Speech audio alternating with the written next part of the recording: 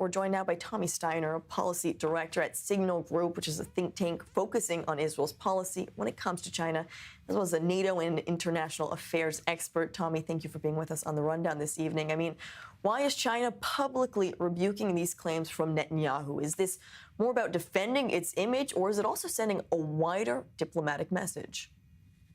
Well, it's both, actually. There has been a rather discrete battle of, if you wish, narratives between China and Israel over the past few months.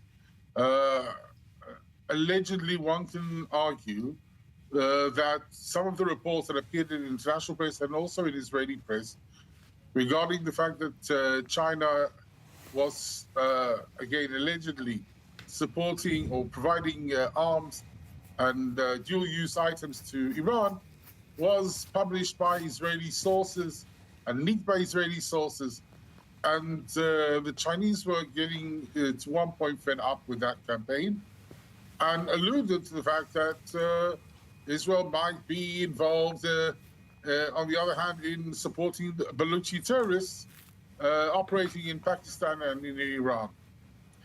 And when Prime Minister Netanyahu this week also claimed that China is behind or funding some of the anti-Israel messaging on social platforms, the Chinese erupted.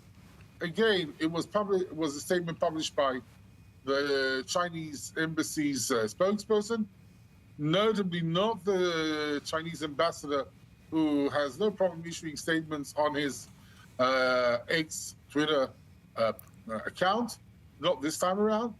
But this is part of an ongoing exchange between Israel and China, because China essentially is trying to maintain its image as an even-handed partner in the Middle East, while at the same time, according to Israeli sources, it is providing dual use, if not whole-range military items to Iran for the first time since 2005.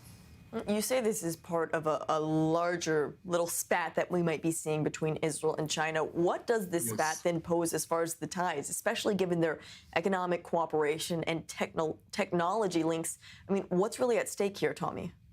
Well, first of all, I think there's no direct connection, but one must stress the tech cooperation between Israel and China today is rather limited, if it all exists. There has been a decline in Chinese investments in Israel.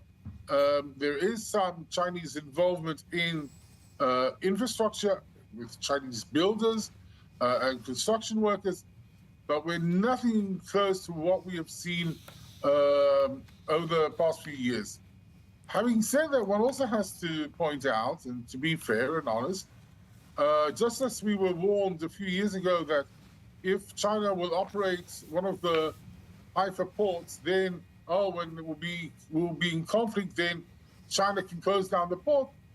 Nothing of that happened. Quite the contrary, the Chinese owners actually boosted their operations, hosted Israeli soldiers in their space there in Haifa. So the story is a bit more complicated than, all right, this is economic cooperation. It doesn't work that way. It's not so, how I say, binary, friends or enemies. It's somewhere always in the middle. And one has to know how to balance these things out. And also engage the Chinese at the highest levels. And I think that is one of the issues that is lacking here, that Israel and China have not been able to establish a higher dialogue at the highest levels between government officials. And this actually is more to say about the Israelis, who should be doing this. This is their, we're a small country or middle power. China is a little bigger, and it's our interest to try and engage them. All right, just a little bigger when it comes compared to Israel versus China. Tommy Steiner, just a little. Tommy Steiner, thank you so much for being with us on i24 News today. Thank you for having me.